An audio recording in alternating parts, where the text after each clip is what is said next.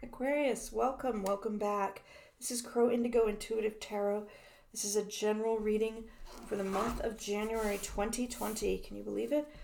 January 2020 for Aquarius, Sun, Moon, Rising. We're going to get some cards for our first question, which is, what gifts does this new year have for you? We want 4. Our second question, Aquarius, is going to be, what can you leave behind? New Year's are a good time to think about, everyone's setting their goals, to think about what is it that we can leave behind, what no longer serves, what is not needed. And our third question is, what lies ahead? Just generally, for the year or for the years coming, what direction are we moving in, right? And as always with tarot, these are general energies I'm picking up, and it is not at all an indication that this is how things have to go. It's guideposts and choices, and your awareness of where things are tending to head can help you to shift your path. So let's look at what gifts this year has in store.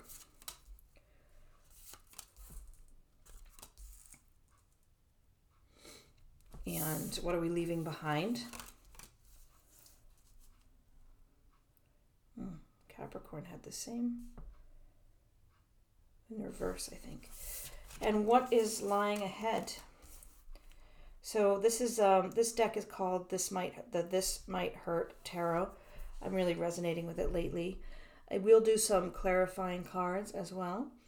And then we'll do one of the Dragon Oracle cards and one of the Wild Unknown Animal Spirit cards to finish up with.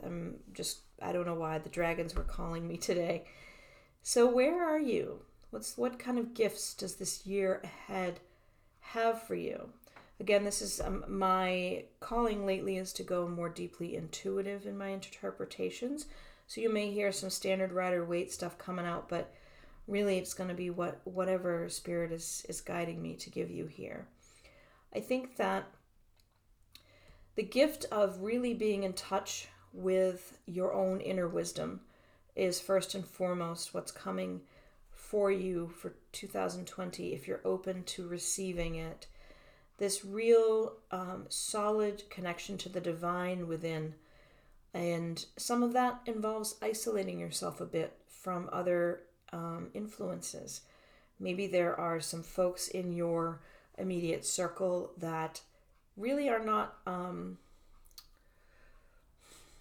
they're not the best support for your internal growth. So that doesn't mean they're bad people. It doesn't mean that there isn't a time and space for them in your life.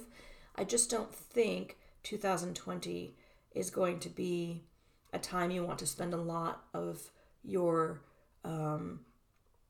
free, open, absorbing time with these folks. How do I say that more clearly? We pick up the energy of the people around us. And some people, even if they are dear, wonderful folks, can be fairly negative. And your path through 2020, what serves you best is going to be really getting in touch with your inner voice and finding a way to communicate the wisdom that's inside of you with those outside of you, with the world. And you're going to be, at some points, a pretty clear channel.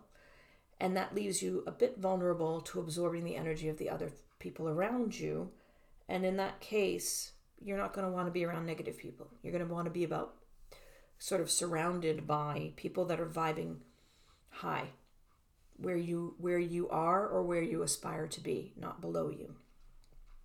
So that doesn't mean you have to end all of these friendships. I think it just means time and place, right? Being a bit more discerning about when they are in your sphere.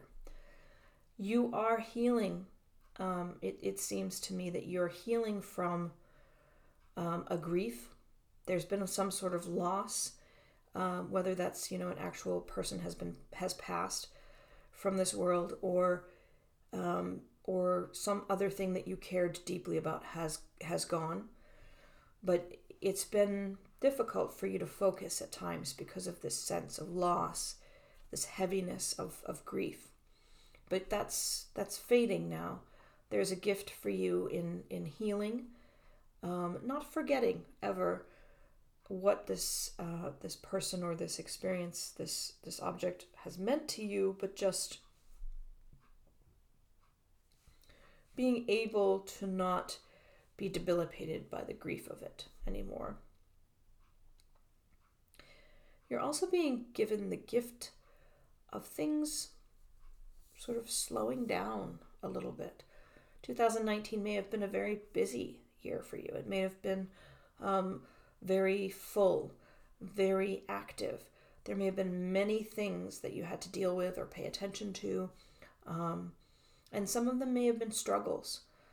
Some of them may have been great things too, but there's been a lot that you've had to go through. Movement, activity, shifting, changes. And now in 2020, you get a little bit of a respite. You get a bit of peace. You get to calmly move through your weeks, your months. And the nine is telling me that maybe you've gotten used to being independent. Maybe you've gotten used to being all on your own and making sure that everything got done, making sure the bills got paid somehow. Sometimes that wasn't easy. Now you don't have to worry about that so much. Now, in 2020, things kind of take care of themselves a bit more than they did before. That doesn't mean that there are no challenges coming for you at all in 2020. That's how we grow. We face challenges and we overcome them. We find ways around them. So it's not that 2020 is just a blank slate and it's super easy and you aren't sad and you aren't challenged. I'm not saying that at all. I'm just saying things have a way of working out this week, this month, this year that might be new. Or you might not have felt this way in a long time, that things are just kind of flowing. You know, everything is coming and going pretty easily. It's not stressing. You're not having to struggle quite as much to make everything work. That could be because someone else has picked up the responsibility. It could be that things are just, you're in a state of grace at the moment and things are just flowing a little more easily for you. So what are you leaving behind? This I'm not quite as clear on because the Eight of Pentacles is, all of these are really positive things. There's honing your craft, learning new skills, starting to see some progress in your ability to consistently produce good work. There's this clarity of your mission. You know what you want. You're going after it. You're preparing the tools, the training, the things you need in order to achieve the goal you've set for yourself. You're working it all out. The High Priestess is fantastic energy. This is just an intuitive knowing. It's getting in touch with your inner voice. It is, excuse me, it's a very spiritual energy as well. It's your connection, your direct and divine connection with greater powers. So what are you leaving behind here? Maybe you're leaving behind that sort of initiate stage, that space where you're following your intuition. You've got your goal. You know what you need to do to get to it. You're working on your skills. Maybe you're elevating. Maybe 2020 is bringing you to a next level above this, where you clearly have worked out your connection to intuition. You are already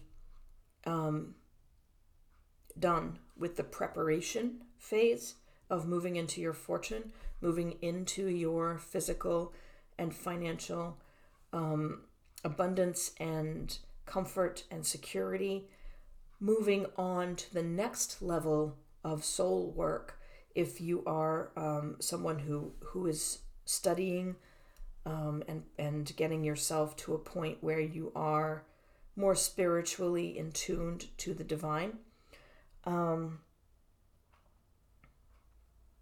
think that is what I'm sensing here, because these are all wonderful things, and I don't think that you're leaving anything wonderful behind. I think that you're just leveling up. Let's see, we have here what is ahead.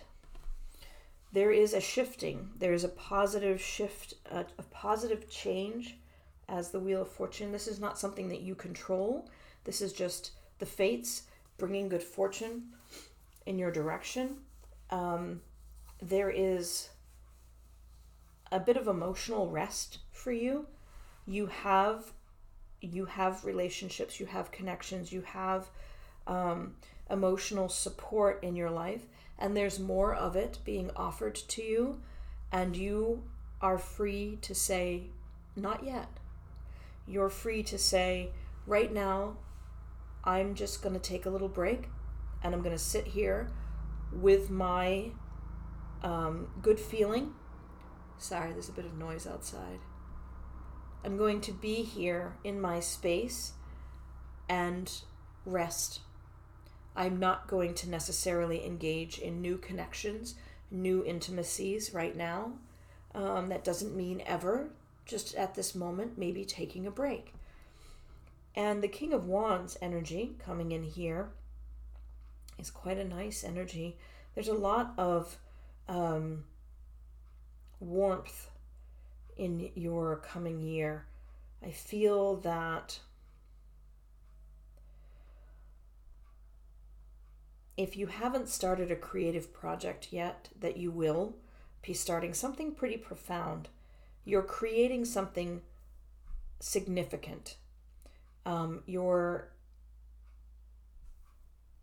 This leveling up has put you just like in this direct connection with inspiration, with divine messages. You are set to receive. As I was saying up here, there may be a need to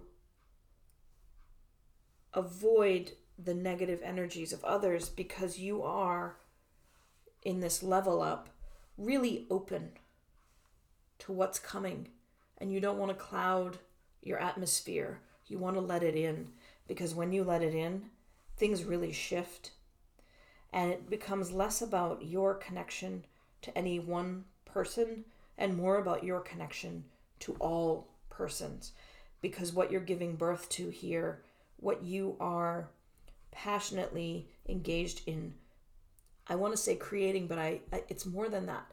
It's channeling. Whatever you're channeling into this world from wherever it's coming from, this divine inspiration. And if this concept is new to you, you can check out some of the writing of Elizabeth Gilbert. She's talked about that. I'm sure there are many other people, but she's the first one that comes to mind. That we are conduits. When we create, we're not the author. We're just the channel. We're bringing something into this world that needs to be here. And we happen to be the vessel that is able, because you've leveled up, you're able to receive something that really has been waiting to come into the world. It's pretty great stuff, Aquarius. Let's do a little bit of clarifying, just to see if there's anything else Spirit wants to say about your gifts, about the gifts for 2020.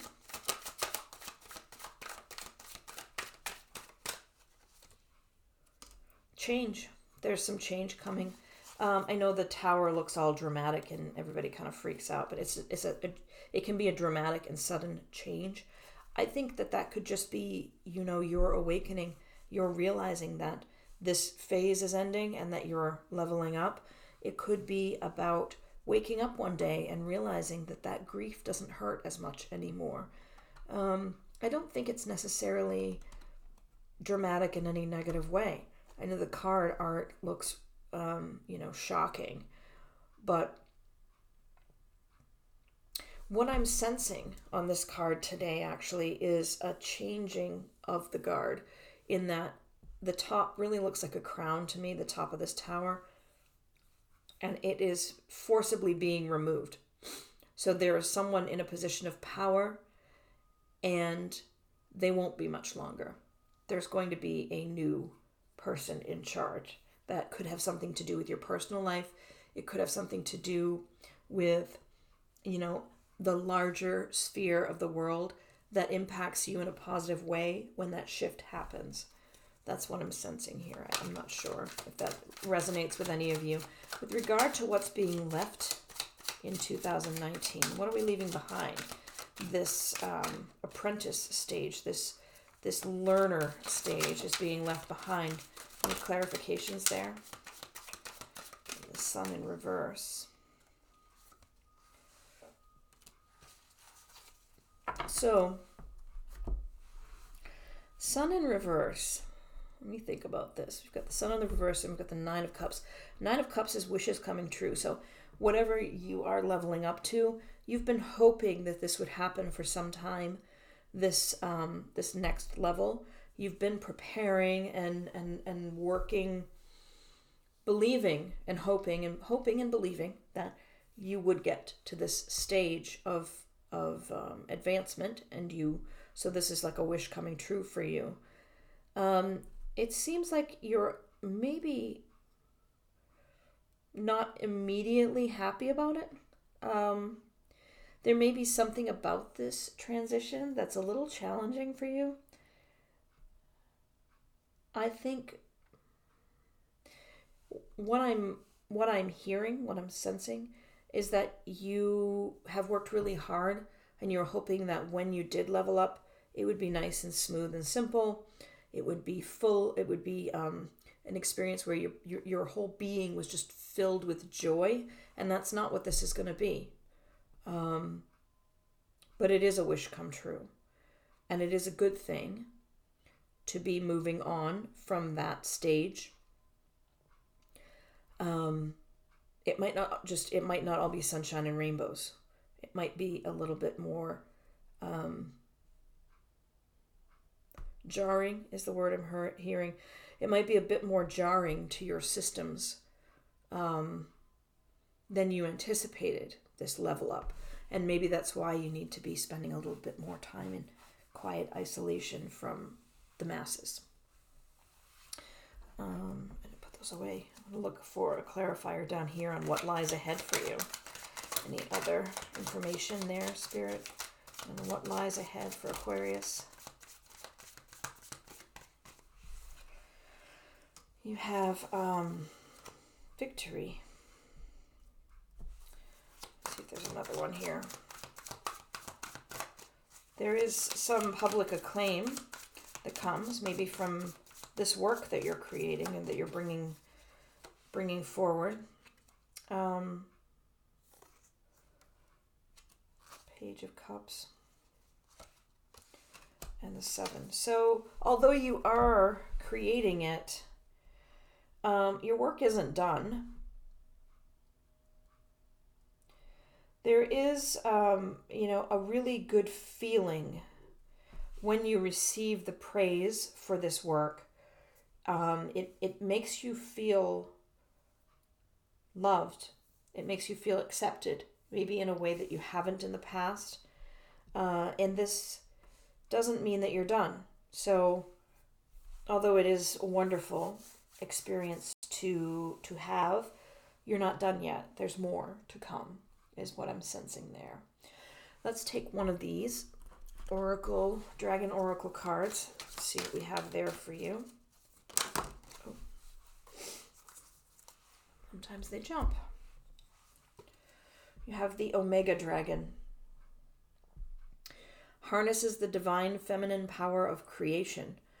The intention, hold your vision, birth the higher consciousness. So really goes along with what we've been seeing here in the other cards. You're leveling up. You are connecting to a higher level of understanding and consciousness, and connecting as well with the divine feminine power of creation in this creation we were talking about here. Last card, Aquarius, we're going to pull one of the Wild Unknown Animal Spirit cards. Haven't worked with these in a long time, so I'm going to read out of the book. I always mean to memorize everything, but there are a lot of decks. And there's a lot going on, yeah? Plus, it's easier to be true to the author's intent. Let me read the book. Pardon me. Rabbit. Let's look him up. A little bit of coffee. Rabbit is an earth energy. Afraid of everything, overwhelmed, frozen. The rabbit loves to remind his friends that someday the eagle will swoop down and eat him. He talks and talks and talks about it, so loudly, in fact, that one day the eagle hears and thanks him for the great idea. Rabbit energy is alive when we are scared, most often about the future, and we become our own worst enemy. We spin up a dust cloud of fear and then complain to others that we are lost. Notice your thoughts and words, O rabbit, they shape your destiny. So when it's in balance, you are sensitive and you're a problem solver and you're a good listener. But when you're out of balance, you're over-explaining, you're talking fast, you're a bit frenetic, right?